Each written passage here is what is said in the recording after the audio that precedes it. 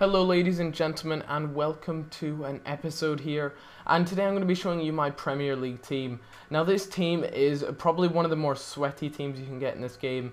If you guys like sweaty teams, I almost always win with this team. It's a team that I always use when I'm either annoyed at the game and I just want to thrash people 6-0, 6-1, you know, high scoring games. So we'll just run through it. We'll start at the back this time.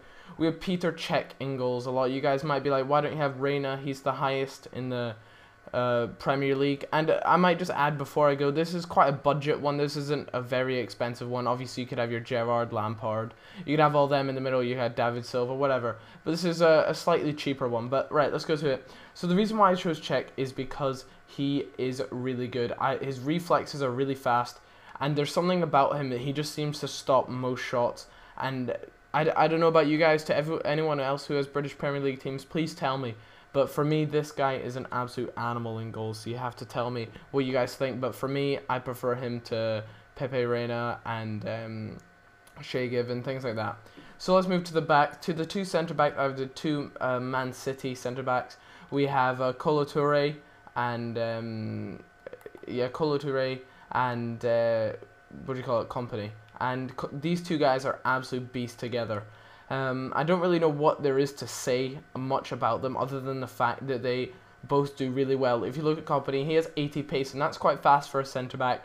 You often find their low 70s or even high 60s pace, but he does really well with his pace, and he keeps up with most defenders.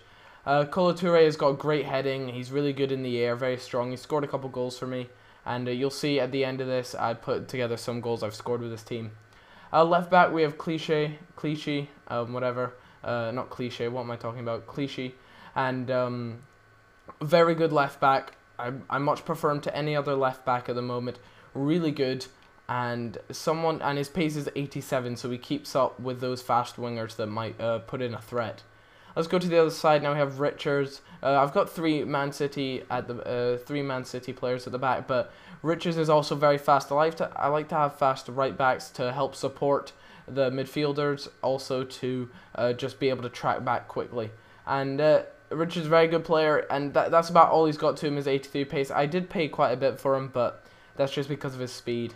Then if we move up to the midfield, we have Walcott, who is just so quick. He's not very strong, but if you just knock it ahead using the right thumbstick and you just chase on with Walcott, then you should be doing fine.